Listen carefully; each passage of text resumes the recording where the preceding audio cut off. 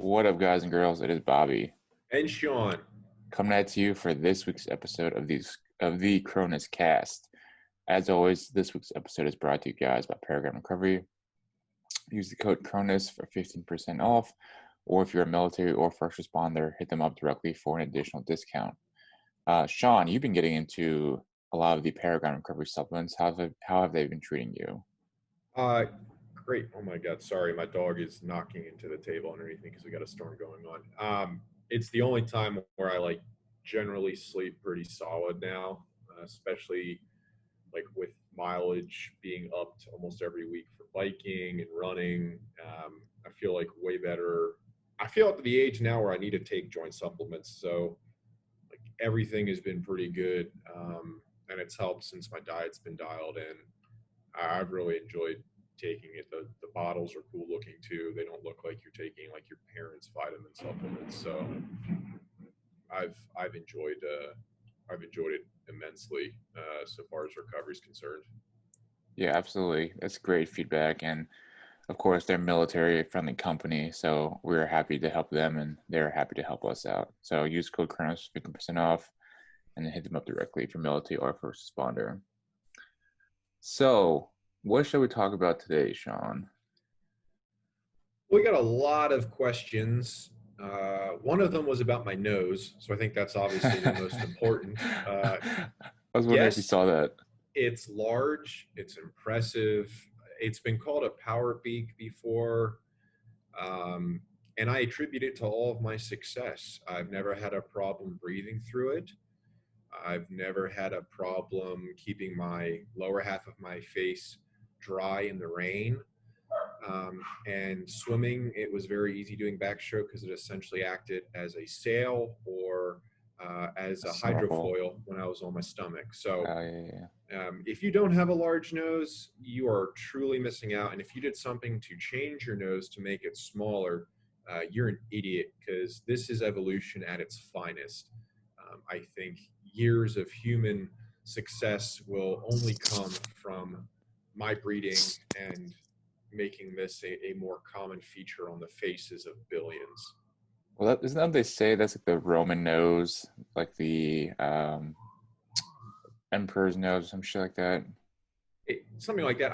I know a lot of British people and individuals on the British Isles have relatively prominent cheeks and noses, uh, a lack of, or maybe one might say, a softer jawline. I can't, you can't tell. I don't have this gigantic chin, to take any uppercuts on, which is also great because it means people will miss your face if they're trying to punch you. So what I'm trying to get at is I have a face built for speed. I have a face built for pleasure. And it's the future of human technology right here in all of its genetic glory. And as a doctor, I think you can only, admire it from a distance. Yeah. Uh, sure. Yeah, anyway, what do we need to cover? All right, so a lot of graduates of ROTC programs and West Point are going to be headed to IBOLC, FA-BOLC. Those are the only two BOLCs that I'm aware of. I don't think there's any other BOLC. And then subsequently Ranger School, which I think is the only other follow-on school any BOLC now provides. We've also got a lot of questions on recovery, especially with individuals now kind of transitioning to doing some more endurance events as gyms have been shut down and looking to do other alternative fitness workouts. What else do we got, Bobby? Yeah, I think we should concentrate more on bullets. I think it's that time of the year. It's August, so usually people graduate about May. So most people that have just graduated this last cycle probably get into the bullet time frame, and then probably looking for some tips, and not necessarily tricks, but just some tips on success. Because as much as we talked about in the past, bullet is kind of where your military career starts, for better or for worse. The impressions that you make and the relationships that you build during BOLC will last you through your entire military career, whether you're in for the 5 years, 4 years, or you're going to become a general officer. these relationships that you form with your peers, they're gonna be your peers for the rest of your Army career, regardless of whether you stay in or get out. And then it's always good to build these relationships now, because you never know in the future, how these how it'll benefit you in the future. But that way. Absolutely. And to build on that, you might go in there looking to make some lifelong friends, and that's a really sweet sentiment. But you also want to go in and you want to be cutthroat. You should want to finish on commandant's list. You should want to be the most physically fit stud there. If you're not, be number 2 or number 3. When you go out on training events, it's a fun FTX that you'll be a part of, because everyone's going to be put in leadership positions. You're definitely going to have guys that are going to fail on their face. You're going to have individuals that just knock it out of the park. Take things that people sucked at, improve it. Take things that people did well, improve it. So every single time that you're up for a leadership position, you should have people admire what you've presented, whether it's a brief, whether it's a product. And when it comes to fitness, there should be no doubt that you're going to put people in a pain cave in 90% of body weight exercises. And it's really weird to say how much fitness plays a role in like what a good leader is, but I've never known a good leader to be out of shape. Generally, the best leaders I've known have all been physical monsters, and that includes the field grades in the Ranger Regiment who, at 33 to 40 plus, we're still running 35-minute 5 miles. We're throwing around some decent weight in the gym, and generally could just run, ruck, and do body weight exercises for days, and not in that nerdy sense where all these field grades go and all they do is push-ups and sit-ups. I mean, like, they were doing functional fitness. So it stays with you, and that's something people will remember you by. So I guess we should start off with Sean, based on your experience at IBOLC, what do you think is the maybe top 1, 2, or 3 tips that you could give yourself going back if you were going to BOLC now as like a fresh second lieutenant, just graduated from Lehigh? What would you tell your little 22-year-old self? I would say don't skip leg day. It's important. But aside from that, I really liked how I did IBOLC. Like, this sounds really vain. I think I crushed IBOLC. I took everything seriously. I made templates for when we went to the field to brief orders. I had cheat sheets built. I had fragos and op boards already complete. So I would just take like a permanent marker, one of those like map markers with some alcohol wipes, and I could just quickly erase and be prepared to brief. When I had assignments, when you had to make these platoon op boards on these trifolds, I measured everything by ruler. I made it look pretty, and it sounds stupid, but attention to detail really matters when you're being rated and compared to your peers. You're going to have individuals that are doing their overlays, and it's just going to look drawn on, and they're not measuring out these engagement areas and these reds. And so people, will look at that and go, okay, like, it might be accurate, but it does not look clean, does not look professional, and you have more than enough time to really make sure you're presenting the best product possible. And I'd also say physically, I showed up ready to go to Ranger School. I didn't show up ready to train to go to Ranger School. I showed up if they said, you're going straight to Ranger because we don't have enough space in this IBOLC class, I would have gone and been completely fine with any task I was given. So in summarizing it in just a couple words, I would say academically, create templates ahead of time or while you're there that you can use over and over again and just improve on, so that your briefing is so good to the point that you don't even need them any longer. And then show up physically fit and ready to go to Ranger School and crush it. I think to me, it sounds like the biggest thing that you would say is just to kind of take it seriously. Did you ever notice, like, in your peer group or at BOLC, like, guys would show up and just, quite frankly, wouldn't take it seriously, or, didn't really put the time in? Yeah, absolutely. I would generally say that was a common trait for the West Pointers, but I would say it was for the West Pointers that did not have a fitness background. Most of the West Pointers in my bullet class, because I went later in the year, were like assistant coaches up on the football team or at the prep school. And they were snowbirding as second lieutenants, like helping out with their sports programs. And so they showed up and they knew exactly what was on the line. They'd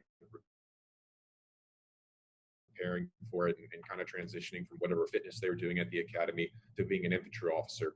But there are a lot of West Pointers that were kind of, I think they got infantry because of their academic prowess at school, that showed up and still were not in the mindset of fitness is a integral part of being an infantry officer. The same thing with some infantry officers coming out of ROTC, where 40% of the OML was based on GPA. Whether they went to some shit school or had a really easy major, they were coming in with 4.0s and maybe like a 1430 on their 2 mile. And it was just embarrassing because it was like, maybe academically you'll be able to handle the subject matter at this course, but you won't be able to do it under physical pressures, and you're never going to get far enough at Ranger School because you're just going to break yourself. Yeah, I always found that kind of interesting that it's funny because I always remember like at West Point, you always had like the athletes and like the non-athletes. And the non-athletes, and I would consider myself a non-athlete too, because I wasn't on a team. I was on the strength team, but I wasn't like an actual athlete. Sure. Like all the non-athletes would always talk shit about like, the football players or the athletes because they were considered like less than good cadets, and I put that in quotes, or like not stellar cadets because, they had to do sports and they had other things to do besides, doing the basic like cadet duties, like doing like the dumb cadet duties. Yeah. So I always found it super ironic because, as time went on in my military career, it seemed like, the athletes ended up becoming the better officers. I think there was like almost a direct, not maybe a direct correlation, but there's a strong correlation between like how shitty you were, quote unquote, shitty of a cadet you were, and how good of an officer you were. And I found that relationship kind of weird and like it was just a very weird relationship because like when I was in regiment, like half the West Pointers were football players. Yeah, football, lacrosse. Those were the two sports that we had Wrestlers. at first. Wrestlers. I mean, there's something to be said. Those individuals wanted to be like varsity, playing a sport at West Point. I mean, you were on the strength team. That's still an incredibly physically demanding component of preparing yourself physically. So I don't think you should completely discount your athlete kind of exposure. But the fact that you went out and did something that challenged yourself more than just the mental component at an undergraduate institution, I think is what really we're trying to get at here. You have to do something while you're an undergrad that kind of separates you, and especially as a West Pointer, not myself being one, but as a West Pointer in general, if you're getting to BOLC, you're going to be judged by stupid stuff like doing the rocket, your cheers that you had to do when you were at West Point, the fact that your school was like 99% male and that you're going to marry the first Auburn chick that you meet.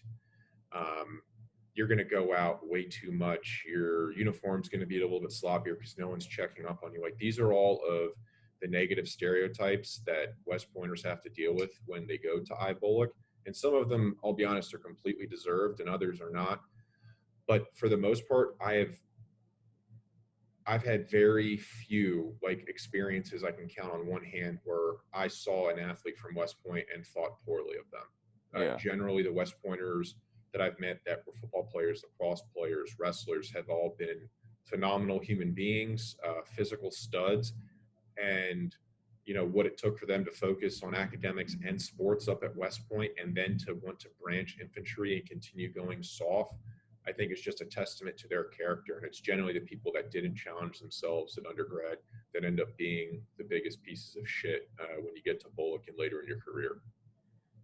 Should we talk about that one dude that guy in your 7? Should we talk about him or just mention him? I don't even want to say his name. Yeah, he who shall not be named. This is what we're talking about from. Yeah, okay. Yeah.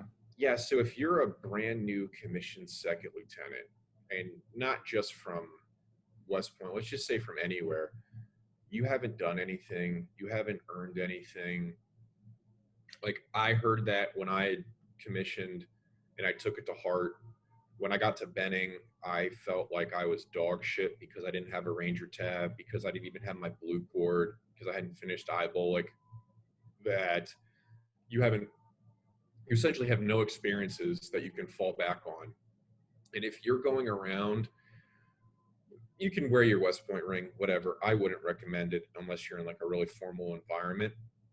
But wearing like your branch insignia on your lapel when you're not even branch qualified, uh, wearing units as t-shirts that you've not even gotten to. Real caveat right there.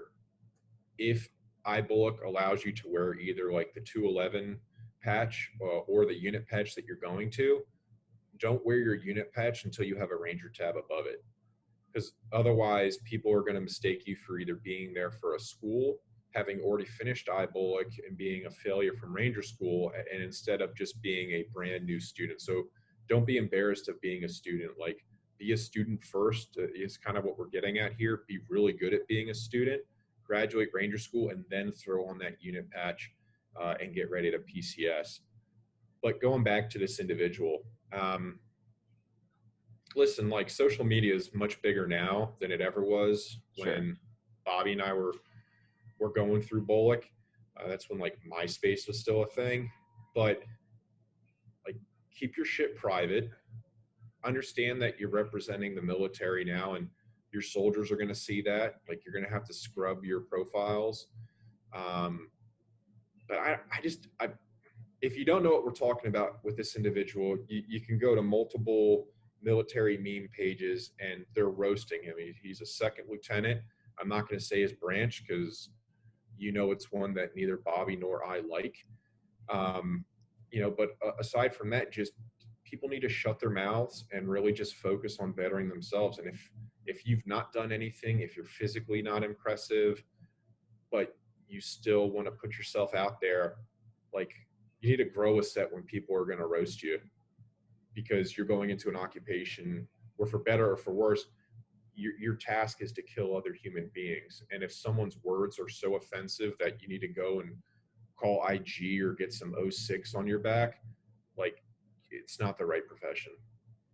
Yeah, it really kind of makes me angry and really pisses me off because, I look at my West Point experience very favorably. Like, I attribute my West Point education, my experience at West Point, into shaping me who I am today. Like, I would not be the same person I am today if I hadn't gone to West Point. I can like in my mind, I can see like the trajectory of my life, and I can see at like some points how my life changed. Like, one of those points when I was whatever, like 18 or whatever, getting accepted to West Point and going to West Point. That's when my life changed significantly. Like, the trajectory of my life changed, and like I hold that experience in like a very high esteem in my mind, and that Right. And it really makes me angry when people put West Point and put all of us into this bad and negative light, because it like really frustrates me, because it's just like, it's West Pointers have such a such a negative stereotype in the Army, and it's accurate or inaccurate depending how you look at it. But the way I always see it is like, everybody always remembers the shitty West Point officers, like their shitty like PLs or whoever that were shitty West Point officers. But not many people actually remember the good West Pointers, because the good West Pointers don't throw that in your face that they were West Pointers. It's No, like absolutely not. it's like You'll be surprised, like, when people are like, "Oh, you went to West Point," and not me again. Sorry, guys, if I'm making this confusing. But when I've met people and said like, "Oh, I had no idea you were a West Pointer," it's like usually because they're normal, and because there are so many abnormal people mm-hmm. that just always constantly have to remind you where they were when they were 18 to 22, that it's like mind blowing that someone would not have that as their only credit to what they've done in their life. Yeah, and it's like, sometimes like I don't ever say that I'm a West Pointer because I think that gives off a certain gives off a certain stereotype to people. So I just find that very like it makes me kind of angry that this guy, is citing his West Point experience and throwing all West Pointers in like a negative light, and that's what I think frustrates me. And like, I don't know if I could just go back and just like I think social media is one fucking terrible Awful. for any like if you're a cadet, like you should keep your shit locked up because you never know who's looking at your shit. And then at the same time, like Sean was saying, is like we haven't achieved anything or done anything worth being memorable for. And I always think it's funny too because like at West Point cadets are always like so highly esteemed. Like you get to hang out with like lieutenant colonels and colonels on a daily basis, and like you're told like you're the cream of the crop. And then when you graduate and become a second lieutenant, you go to like become the lowest of the low and like little piece of shit as a second lieutenant. So I always Yeah. think it's funny too. Well, and like this individual is in his public forum has just been name dropping individuals from 4-star and the lowest ranking one being a lieutenant colonel. And that's something that I don't think I've ever done, even in like a professional sense when I was a captain and still in. I never talked to someone who was like, oh, my good mentor, my good buddy, Oh General yeah. so and so. Because at the end of the day, like they don't care who you are. Like I assure you, when you were and I were in regiment for that window of our lives, at no point if someone had even told the USACOM commander, oh, these two captains, he would have been like, so what? Like, okay, the next batch of these guys is coming through in the next RASP-2 class. In a year and a half, that platoon and that position will be filled by, some other eager Rangers. So, like, don't get caught up in that too. When you go to BOLC, don't think that you have to be on the good side of the battalion commander there. When you get to your first unit, even look at your battalion commander. So long as he doesn't think like you are on a personal level an awful human being, but he respects your grind, he respects the work that you're putting forth, that's all that matters. You don't have to have these relationships. You don't have to force yourself to have a mentor. You're going to have mentors when you start meeting more field grades, more commanders that you genuinely want to learn from and engage with. Just because you meet a lieutenant colonel or higher does not mean that you have to like keep a Rolodex of these people and like somehow they're going to influence you. Because I can assure you, my parents worked in assignments, trying to get assignments to different posts. You essentially have to have like a by name request from someone more than just a battalion commander. And I'm talking like brigade or division commander to really affect that assignment officer to get you there. And that's not going to happen as a second lieutenant. And it's likely not going to happen for 99.9% of us going for, company command somewhere else.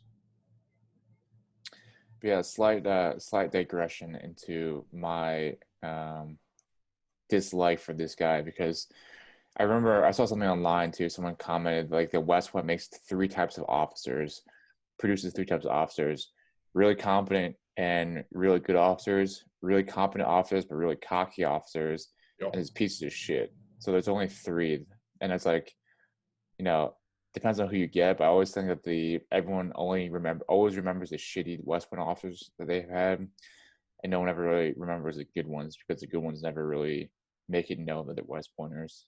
No, and you still won't remember those really good ones as being West Pointers. The characteristics that you'll remember them by are for things that they actually achieved while wearing the uniform without having that like halo of West Point about them. Yeah, so on that, if you're a West Point out there, listening to us, you can hit us up. Bobby can reply. If you're an ROTC person and you want to know what like wrong looks like, it's generally exactly like that. Most of the ROTC people that I've met that were generally not very good just tended not to be very physically fit in the infantry. That was more along the lines of, okay, this person's not going to make it in this branch because they were physically like unset. But yeah, so that's showing up to BOLC for infantry stuff. I would also recommend, as you're getting there, you have two places that you can go and buy gear from. You have Commandos and you have Ranger Joe's. Having been to both stores multiple times, uh, I would highly only recommend going to Commandos. One, they've got a broader selection of the stuff that you need if you're going to Ranger School. I mean, you can literally walk in there. They have the Ranger School packing list. You pick it up, and it's essentially laid out in order for you in aisles. You just grab what you need because it can be in a very expensive pack. They've got, a great variety of boots. People typically, though, look at Ranger Joe's and they think, oh, Ranger, like infantry, because it's got Ranger in the name. But it's just stay away. That's my opinion for, having spent a significant amount of time at Benning. But Bobby, you live there too. What was your take on the Commandos, Ranger Joe's kind of battle for equipment dominancy? Yeah, I should prefer Commandos a lot more than Ranger Joe's, just because I think they have a better store and selection. But if I couldn't find something at Commandos, I would just pop over to Ranger Joe's. Ranger Joe's, those have they do have the barber, I believe, and they also have the chiropractor at Ranger Joe's, both of which are fucking terrible. So, I would not recommend either one.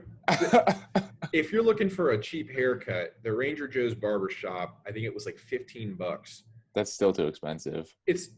But you could still go there. That was one of the only barber shops that, at least when I was there, I could go in, and if like they knew you were in regiment or were associated with regiment, they knew exactly what kind of haircut you wanted. So it was like they didn't touch the top, the sides were cleaned up, and it was a decent fade. Instead of trying to go elsewhere and say like, oh, I just want a little bit taken off, taper, and people just butchering and giving you a high and tight. At least that barber shop, because I always went there for my haircuts, knew exactly what I wanted to kind of skate the lines so far as like a professional look went. Yeah, I would never recommend the barber shop there, but I've also never got my haircut there, so I can't really say anything about it. How dare you? I get your haircut there. Don't get anything else there. Yeah, they do have a chiropractor too. I remember that. Would not recommend the chiropractor because that's just a whole nother discussion on chiropractic. Well, you're a doctor, so you're completely within your professional experiences to recommend or not recommend something. But so far as haircuts go, Bobby, you can't say don't get a haircut somewhere if you've never gotten your haircut. It's true. Advertising 101.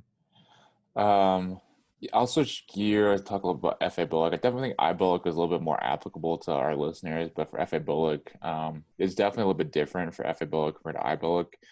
It's not nowhere near as physical, nowhere near as much field time. It's way more academic stuff, learning about like the theory of artillery, talking about like gunnery, talking about calling for fire, that kind of stuff. The big thing that I would say for FA-BOLC is you just have to study and you have to do the work. You can't really necessarily show up for the test and without studying or actually understanding the material and expecting to succeed. It's literally taught to you so that such that a monkey could be trained to do the same stuff. So, just put the work in, do your homework, do everything that you're supposed to do, and you'll be fine in FA-BOLC.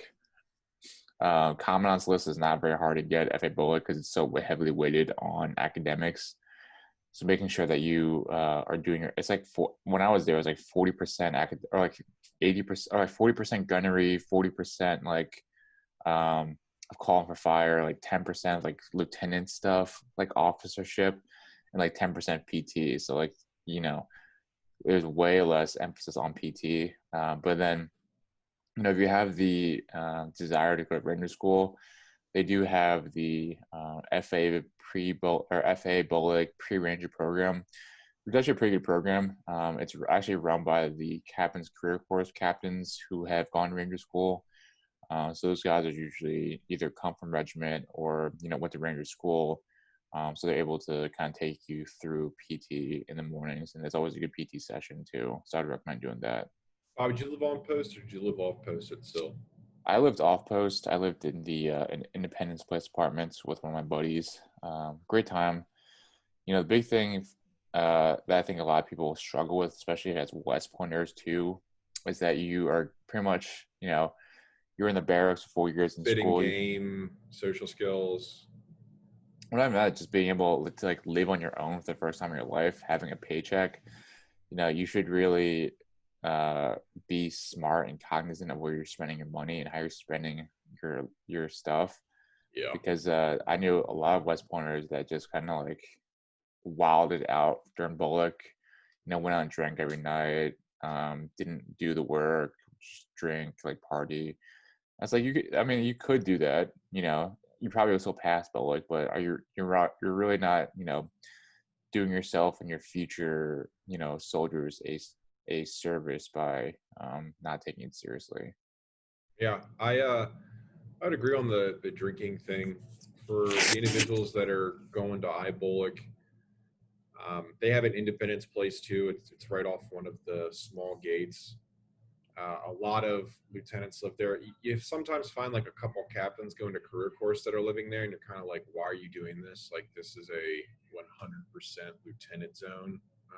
You see guys constantly coming in with shaved heads, either on pass or failing school or passing school, and the pool is essentially just like a hangout for guys to kind of mix it up about Ranger School. Because if you haven't gotten it yet, IBOLC is essentially pre-Ranger. That's like if you go to infantry, basic officer leader course, the only thing you want to leave with is a Ranger tab. That's literally 100% the only reason that a lot of people even want to branch infantry, because it's like a guarantee, slot and opportunity to get a small piece of cloth that kind of sets you aside for most of your peers. I lived on post. If you have an opportunity to live on post, I highly recommend living at Norton Village.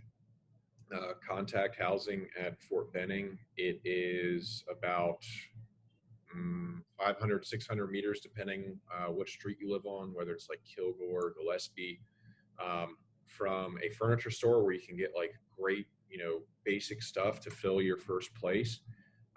You're also about a mile away from Audie Murphy, the gym. You're about half a mile or less away from Smith Gym, the track, which is a mile track, so it's perfect. You are a mile run away from the Cardiac Hills and the airfield, in great areas that you're going to be tested on for your 5 mile. When it comes time for the RPFT, you've got the Chapette that's right there. Quick drive around post to get to the commissary. And when everyone else is like leaving post because work's done or fighting to get in and sign their cat card in with the gate guards, you literally are driving maybe 2 minutes to get to the BOLC parking lot, and that makes a huge difference. The places that you can live on post at Benning are completely adequate, and they're very comfortable. I found, but Bobby was talking about kind of that financial management piece. We talked about it on another podcast, like what you should be doing with your money and the percentages, I think. But remember that when you PCS, you don't want to be the guy that's like requesting the money up front, because you never know exactly how your move's going to go, the weight.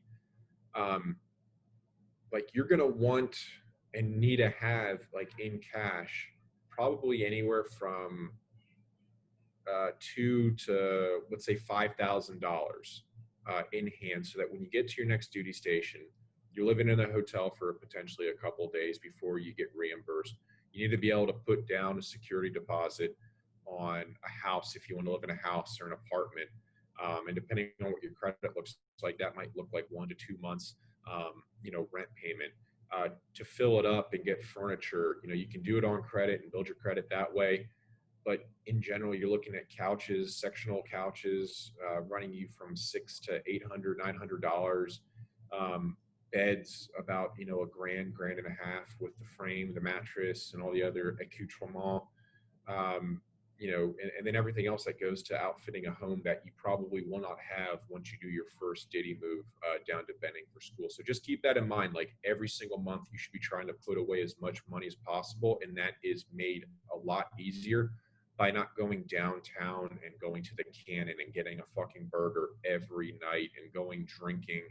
Because at the end of the day, let's be honest, you're competing against guys that are either there for Captain's Career Course and single and have Ranger tabs and deployments and you don't, or you're competing against guys in Ranger Regiment who are going to clean house and you're going to have to wait there until 2 a.m. and the lights go like way down for you to even possibly have any success. So like avoid the party scene as much as possible. Just be a good infantry officer and be as physically prepared for Ranger School as possible. Go do that shit out at your first duty station. Yeah, I would say like living on base at Fort Benning is probably your best bet for BOLC, because I think like because you get like a house with like 3 or 4 dudes and it's only like $1,200 a month Yeah. for the entire house, so you could very easily only spend like $300-400 a month on rent, which is like you're not going to Yeah. find that anywhere else. Yeah, I had 2 roommates, one that was in my bullet class and one that was in the class just ahead of us. Um, the one guy, Max, was ahead of us. He went straight through Ranger. My other housemate, we went straight through together. I mean, it was like a really efficient place because they understand what your BAH is. And so for a general, like lieutenant house, that's going to be the rate that they charge, regardless of how many people are living there. And they'll have limits. Like you're not going to be able to fit 4 people in a 3-bedroom house, but 3 guys, and if BAH would say 1,200, $400 a month, which generally I think included utilities, is awesome, because then you're probably only spending maybe 200 to 300 more on food. So now you're banking half of your BAH, and that's not even factoring in then what you're getting paid. Same with cars too. Like buy a used car if it's your first move. Don't buy like that new car until like maybe you get settled. If you have a family, move your wife and potentially kids onto Fort Benning as well, because then you're just maximizing time with them and you're not wasting it traveling back and forth to Phoenix City or Exit 10 where it's a little bit nicer. Like you guys can kind of quote unquote rough it, and housing on posts have got significantly better since I was a kid, to the point now where they're like, people are waiting up to a year just to get a slot. Yeah, and then if you're going to Fort Sill, I would definitely say live off base, because I don't think that you can even live on base at Fort Sill. But definitely get roommates. I lived in Independence Place, which was a furnished apartment, so that was a great way to save some cash. I didn't have to worry about buying furniture too. Yeah, that's also a smart if it comes furnished, but then you're also looking at, are they going to nickel and dime you over the couch and somebody getting drunk one night and throwing up on it. So just Sure. also be a responsible person. Okay, so that's BOLC. Like we said, just to summarize for BOLC, do your work. Take it seriously. Form some good relationships with your peers, and then really put your full effort into learning material and getting ready for the Army. Because that's kind of like BOLC is kind of like that first step in introduction to the Army too. Yeah, and you should be. You should be nervous when you show up. You should have some level of anxiety, because you should be able to look around and probably physically identify those guys that are going to be like direct threats to you on the RPFT, because you want to be the best out there. You're going to be judging each other very quickly. The individuals that I'm still close with from BOLC all went on to do like pretty great things in the Army. Like none of them have just stick to the conventional route. Every single one of them's done a nominative position. So if you find yourself in a group of people and they're not talking, if your goal is to go SF or go to Ranger Regiment and none of the people in your little circle are talking about doing it, like you need to change your circle, because that's more of a reflection of you than who you're surrounding yourself with. So find like-minded individuals. If you think it's brutal that guys are talking about that already, like that, again, that's a dumb feeling, because you're all there to be like athletes. You're all there to be winners. And if you're not looking to go play varsity, like why did you even bother going infantry? Yeah, it's like attracts like, and that you are probably the most accurate like reflection of the 4 or 5 people we spend most time with. So be mindful of the company that you keep, and then if you're the I guess the best of your group, maybe look to have another group, if that makes sense. Yeah, and I think like politically speaking, for instance, there's always a joke that every senator sees him or herself as president, because like everyone eventually runs. The same, I think, applies to infantry officers. You shouldn't join the infantry just because you want to be infantry. like you should join the infantry because you have one of two goals, either going to Ranger Regiment or going SF. And if neither one of those are things that you seriously and strongly will pursue, don't branch infantry, because I promise you there are individuals that were forced branch something else or got their second or third pick, maybe because their grades weren't high enough, but otherwise they were just go-getters, that would gladly switch with you in order to not waste 4 years before they could, put a packet in and go get those tabs that you were kind of just nonchalant about. So if you don't have any aspirations to join Ranger Regiment or SF, do not go infantry. Like I think that should be like one of those, again, things. It's an automatic that you get your tab, but it's also an automatic that in 2.5 years after you get out of BOLC, you drop in an SFAS packet, or you've already gone and gotten into RAS 2 and you're ready to go to the 75th. You should not be content with just being like, whatever, I'm just infantry. I did airborne next as mech. This is fun. Whippy. Like, that's some lame shit. And Yeah. that's the way losers are bred. Yeah, I do remember that I had a couple of classmates that were football players that didn't get they wanted to go infantry but weren't able to go infantry because they just didn't quite make it, and ended up going armor. And then just I felt really bad for these guys because they wanted to go to regiment, they wanted to go SF. Now they just were kind of taken. The opportunity was kind of taken from them, so it was just kind of a shame that that talent's wasted on, or their spot and talent was wasted on some less than excellent candidates. Yeah. And again, if you're listening to this and you're an infantry officer that's been in for 4 years and you haven't put a packet in for a nominative position and you're turning the radio off, so you're not even listening to what I'm saying now, like, I don't care. Like, we're just giving you some of our sage advice. Like, all we want and all I want in honesty for the infantry branch is just having individuals that want to get after it on a daily basis. And that doesn't stop when it comes to just fitness. That comes to every other facet of their life and being like as dominant as ever. It's what I want to try to do here at law school. Fingers crossed it keeps happening and I keep, improving myself. Same with, Bobby. Bobby would have been an awesome infantry dude if he had gone infantry, because he would not be fine with just like whatever the status quo was of his surroundings. Yeah, that's one thing I won't say I regret that, but that's one thing I always wonder is like, what would have happened if I had not decided to go to med school and try to go to SF, because that was kind of my decision point. I was at like the 4-year mark. I was like, should I go to med school or should I go to SF?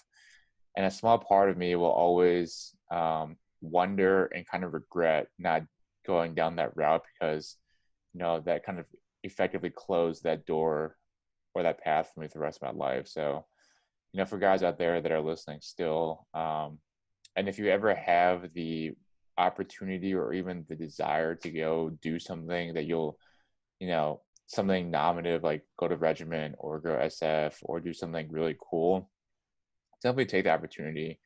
Because the last thing you want to do is 5-10 years down the road, you look back on your life and wonder, I kind of regret not taking the opportunity or trying that, because now that door was closed to me for the rest of my life. So you should never have any regrets in your life. And if that's a thought that you have, you should definitely take that thought and go that route. No, 100%. Like, you can't score goal. I know. Yeah, you can't score without having goals. That's what is written on the inside of my Lululemon shirt from 2011. It's such a, yeah, you can't score without goals. I don't think that's written very well. Lululemon, get your shit straight. Yeah. But if Lululemon can do it, why can't you? Yeah, but it's like funny too, because like looking back on it, like I look at like kind of my career, like going to FA, Ranger School, regiment, then med school, and now I'm doing surgery. But it's like even then, you think from the outside looking in, you think like I'm probably like pretty relatively successful and done pretty well for myself. But even then, like I still have that regret for not going down that route and going to SF, just because I had the opportunity to do so, and I think I would have done a pretty good job if I did that. And then there's always that bit of regret in that will always kind of regret that, not having taken that route. No, absolutely. I have that. I still have that same feeling. Like if you're new to the podcast, or are doing our backgrounds every couple months, I had to pack it in when I thought I was year group 2011 for SFAS. That's all I wanted to do. I wanted to go SF. And in the middle of my first deployment, I got a phone call essentially informing me that I'm year group 2012. I had to wait to resubmit my packet. And I knew that we were going to Korea within a couple months of us getting back. And I say a couple, probably like 6 to 9 months of us getting back.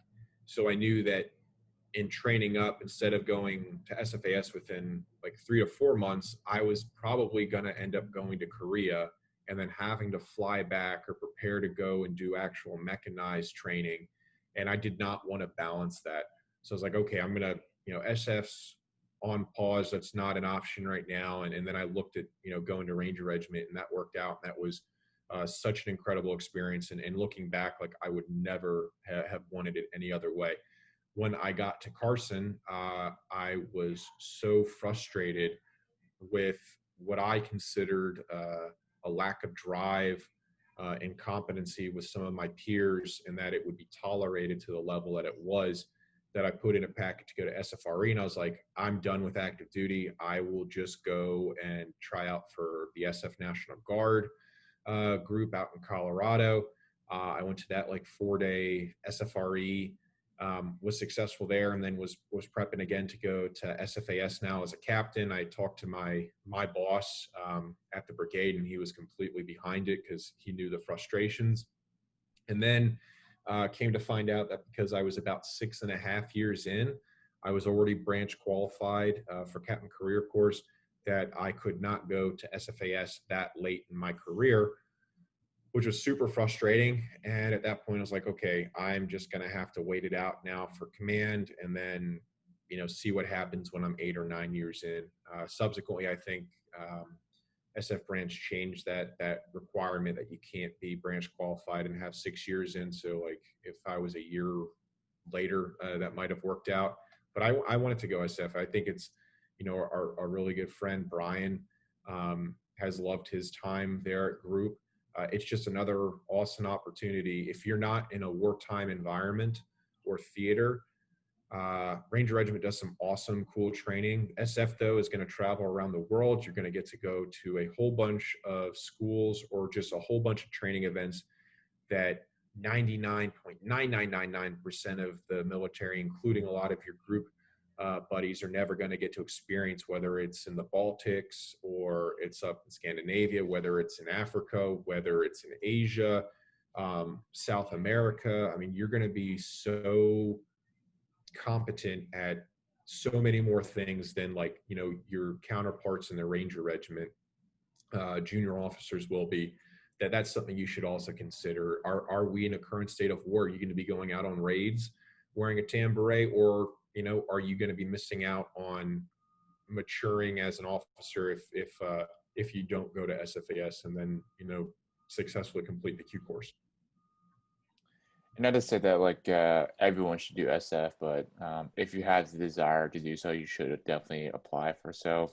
Mm-hmm. But infantry branch still needs good officers that become company commanders, battalion commanders, brigade commanders, and general officers. So, keep that in mind with what you want to do. But if you ever have the thought of doing so, you should definitely put in your package to do so. Absolutely. All right. So we'll switch that topic. I think a smaller topic we can talk about is I see career-altering injuries. I was gonna say maybe we should talk about going to your first unit. Oh yeah, well that would fit the theme, the motif of this podcast in general, junior officer development. Advice. Yeah, sure. Okay. You want to kick it off with getting to your first unit again, or preparing for that? Sure. Yeah. So for my story, I think is a little bit atypical because pretty much my first unit, I've graduated BOLC and then got orders to 4th Brigade 2nd ID. And my unit was the forward deployed at the time. So I pretty much showed up to Fort Lewis, and then like in process in 2 weeks, and then got all my CIF, and then deployed like a week later. So I was gone pretty much within like 3 weeks of showing up, and I'm a unit overseas, which was kind of cool. You know, it was the first time like getting to the first Army base and deploying like within a month of showing up. And I do remember showing up to the first unit. It was me and another lieutenant. We both got to deploy at the same time. And there was like we go into meet our battalion commander, and then there are 2 jobs available. There's an FSO job, and then there's a platoon leader job that was essentially just like a transportation platoon. They're running like a transportation platoon. So the battalion commander goes, "Who wants the FSO job?" I know both of you guys want this job. So, you know, you guys are going to be doing burpees on the death by burpees to see who gets that job. And sure enough. What a great commander. See that right there. I love that commander. I will, Colonel Downing, if I ever see you again, I owe you so much more than you'll ever imagine. That's a leader, folks. If that's incredible. We used to do that.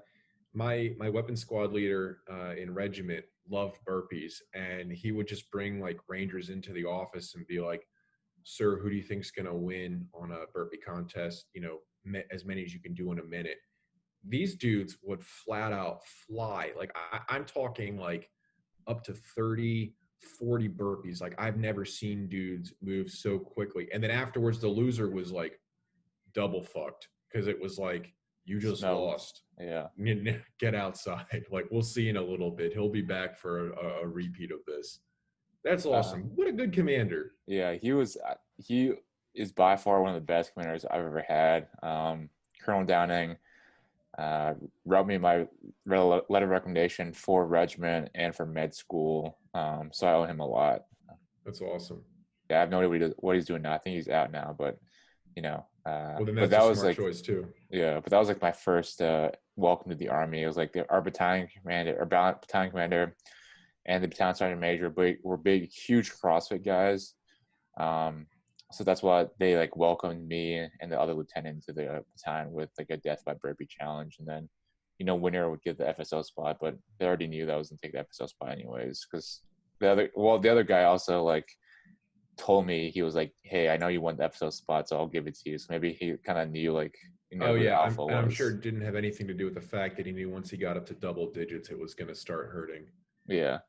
But that was a great experience, I think, was showing up to my unit overseas, because like I remember at West Point, we get like OPDs and like LPDs about showing up to your first unit and like what to do. And it was just like, I don't know if I ever took any of that stuff to heart. They always say like, listen to your NCOs, learn about yourself, but like all the basic stuff, like everybody knows. Like the big thing that I kind of was, I think, successful in doing was that, I just was a good guy, tried to learn everybody's names, figure out where everybody came from, tried to learn as much as I could about doing my job correctly, trying to be value added. I think the big thing is like being value added, because I mean, no one expects you as a fresh second lieutenant showing up to your first unit. Nobody really expects you to know what you're doing or really, have mastery of all the tasks and of the mission. But they do expect you to try really hard, and they do expect you to put in the full effort and to try to do your best each and every day. Yeah, and to pick it up. And then, like, I think that's what you should really go into your first unit expecting, is that no one expects you to be perfect. Like, your NCOs don't expect you to be perfect. Your soldiers don't expect you to be perfect. They kind of expect you to try really hard, to try your best, and to learn things on the go, and then to support them.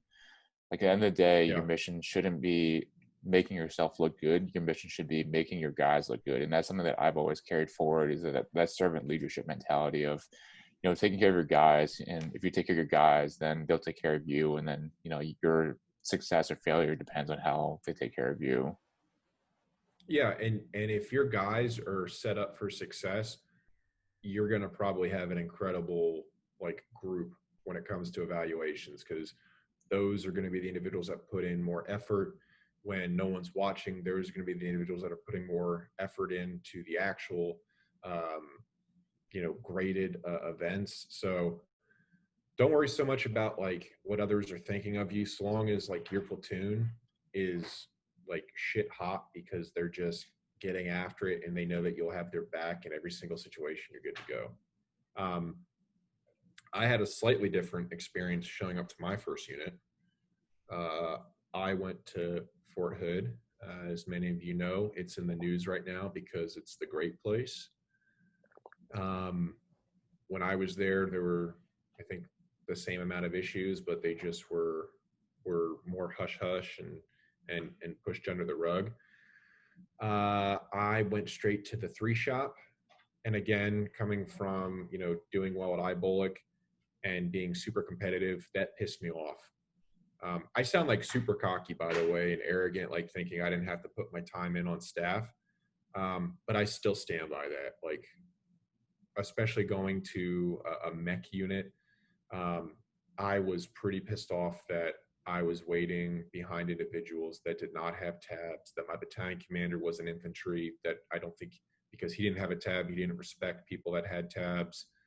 And hate it or not, I was on staff and I was like, all right, I'm just going to try to make the best products that I can and make it so apparent that him not having me in a platoon is to the detriment of the battalion. Eventually, I got down to a platoon. I think, the company commander was like a real hard charger from the 101st in his PL days. One of the things that I also did, and I don't know how applicable it is right now, given that so few people are deploying, and then even with that are even seeing combat, I took real strong note of both the junior officers that had been on the battalion's last deployment, as well as the company commanders and field grades, like what badges that they had, what tabs they had. If they'd been deployed and hadn't seen combat in an environment that 99% of people see combat, it was like, okay, was that because they weren't put in positions to see combat, or was that a reflection of the lack of trust that maybe that battalion commander had in them in not putting them in leadership positions that actively sought to see combat and to defeat some enemy? So I use that as a my own kind of judgment on people. Okay, this potential company commander has been deployed twice or 3 times for a combined total of 24 months, yet has never had an opportunity to get his CIB. That's strange. Like if you deploy just on staff kind of thing. When I got down to my platoon, my first platoon sergeant, I still talk to this day, Sergeant Robinson. Incredible. Another dude from the 101st. I mean, that's like a unit that puts out winners. We had an incredible relationship. I did not care if the first sergeant or company commander disliked us. Like, my loyalty was to my guys. If my guys jacked up, whatever, it just, you can rip me to shreds. Don't talk to my guy. I mean, there was one instance where we had issues with our comms, and this was deployed in Afghanistan months and months later. And, there was an exchange over the radio, essentially belittling one of my specialists. And I got out of the truck. I walked up to the talk and had a very, serious heart-to-heart, like, you don't talk to my guys like that. And I think that's sometimes what it takes, is to make sure that, like what Bobby said, when you're out there, like, your guys are the only thing that matter. Like, the opinion of your commander, that's important. I'm not going to say it's not. Your first sergeant, same. But the higher up you get, the least you should really care. Your immediate supervisor, care what they think. At the end of the day, they want to have a good organization as much as you do. So they look at you like you might look at your squad leaders.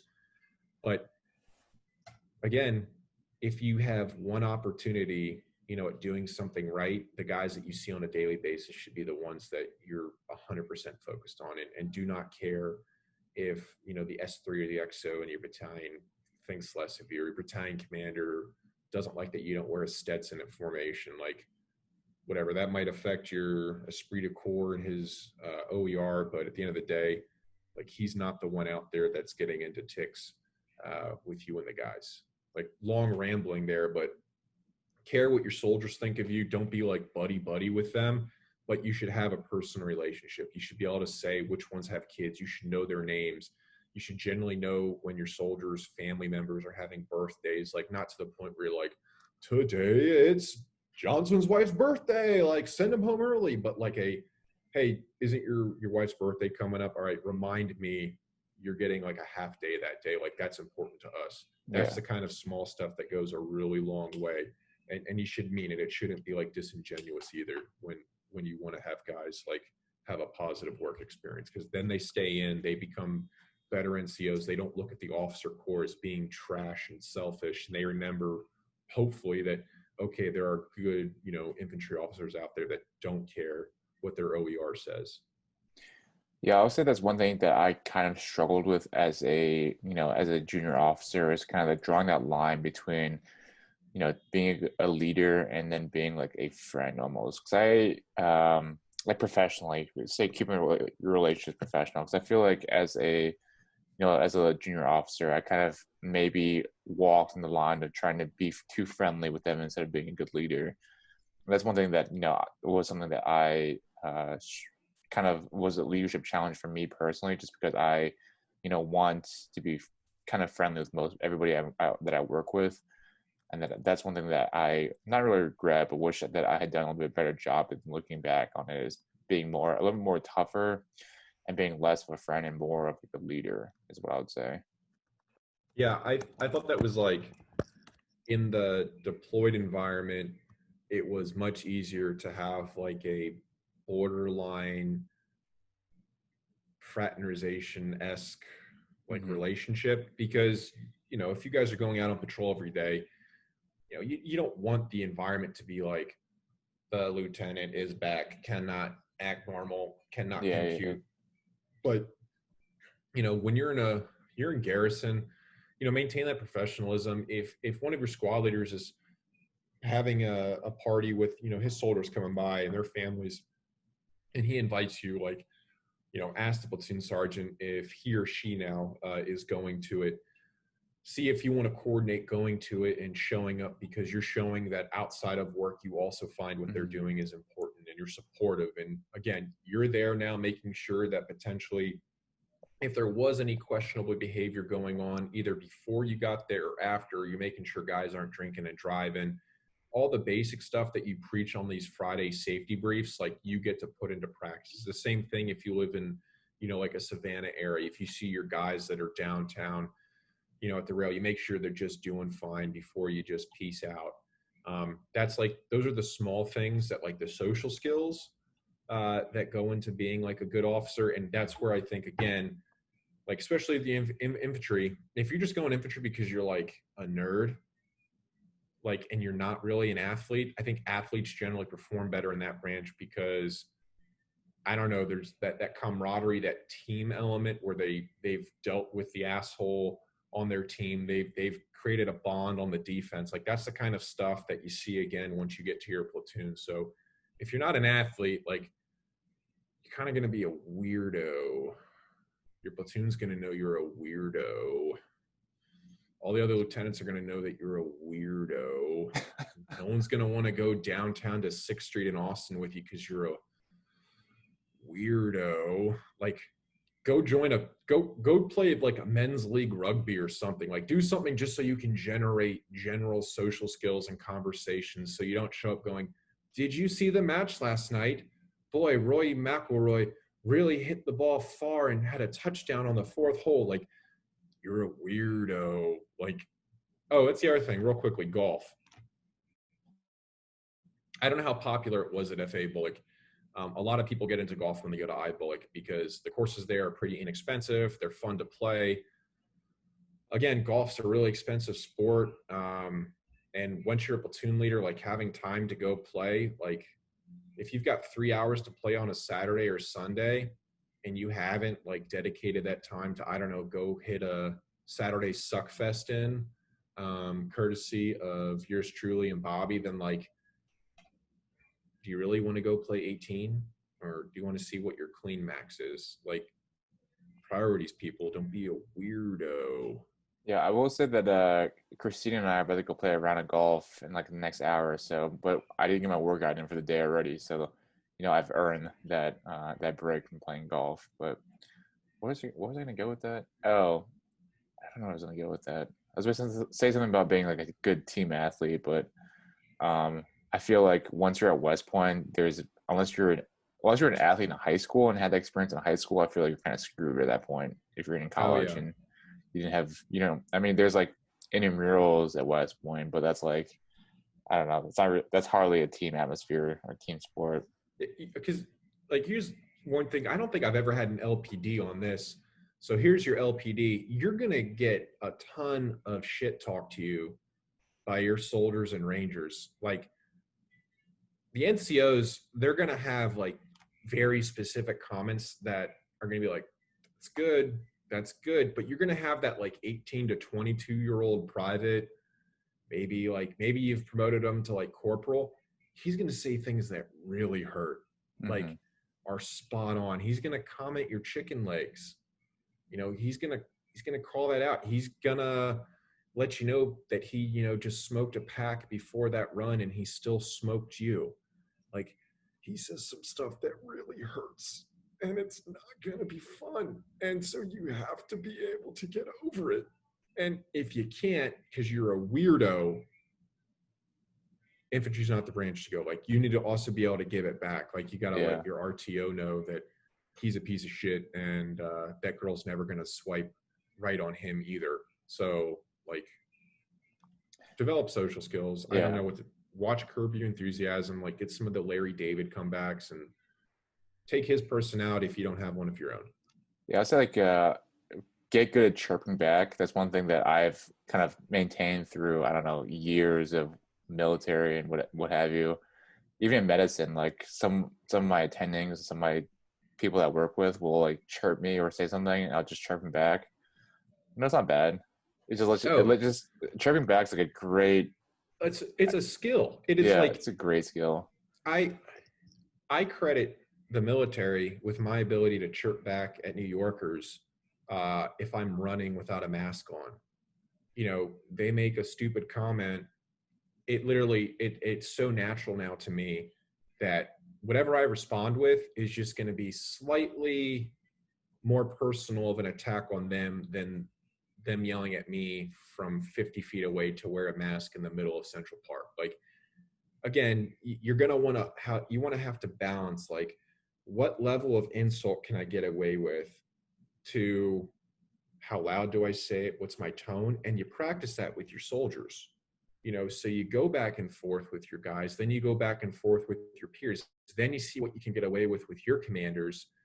And now it's like trickle down economics, so that when you go and you see a civilian, you don't have to think what's going to be the most offensive thing. Because I guarantee you, what you would want to say to your battalion commander that you thought was offensive will absolutely destroy any random civilian. They'll be like so taken back by the fact that like you called them like a gelatinous bag of shit that they'll never ever question a single person they see not wearing a mask in public ever again.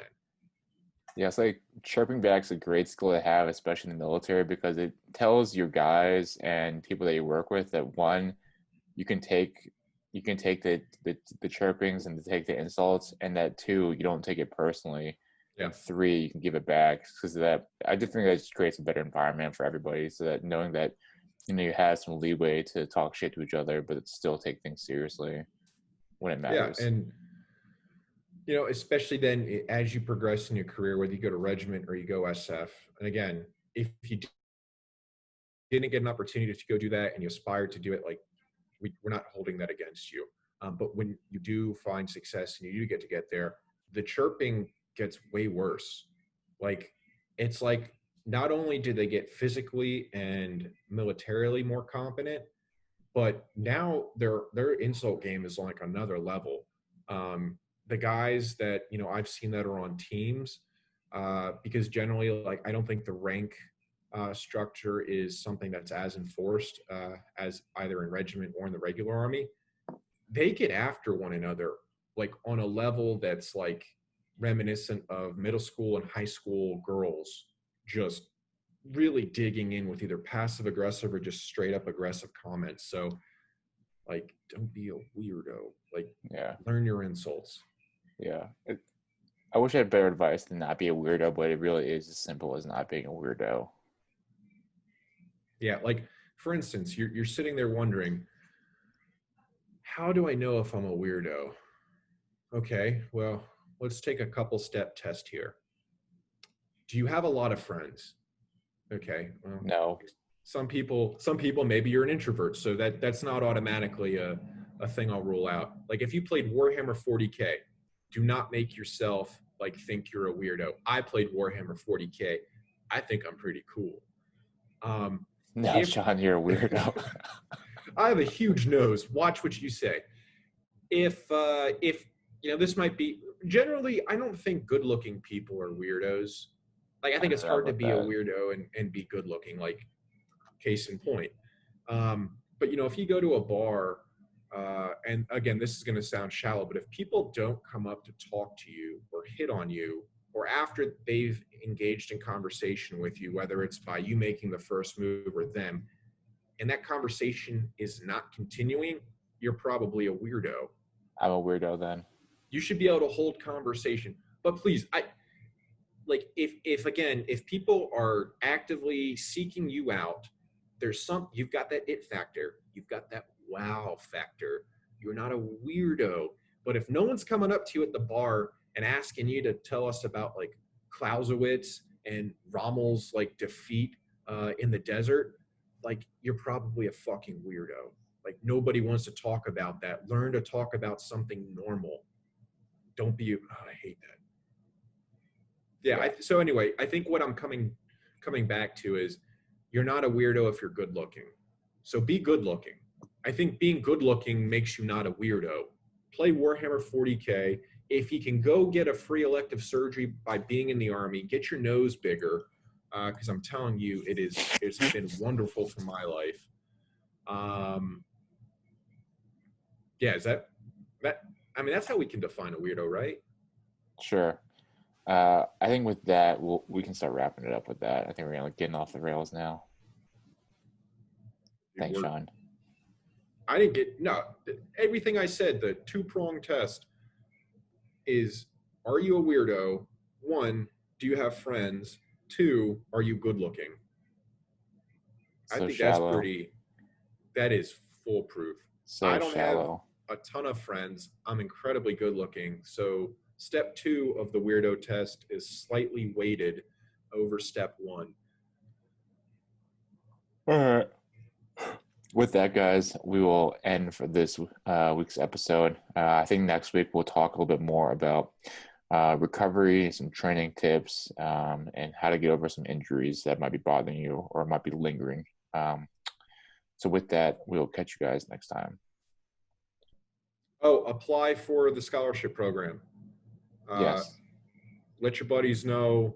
It's still open for about a little less than a month now. We're awarding 3 $1,000 scholarships this year to help out with any transition costs, application costs that you might have had. If you need to get professional attire for the program that you're in, moving costs, actual tuition, books, you name it. It's $1,000. It goes straight to your account. It's a real simple application. Check it out at the Cronus Scholars part of our website. It's too easy to apply. It is not discriminatory to like any branch of service. Just so long as you served, you have a DD 214, or you have a letter of acceptance to any school, and you're still in the military. Like, hit us up. It's too easy. Easy money, free money. Don't be a weirdo. And don't be a weirdo. All right, guys. See you guys next time. Peace. Peace.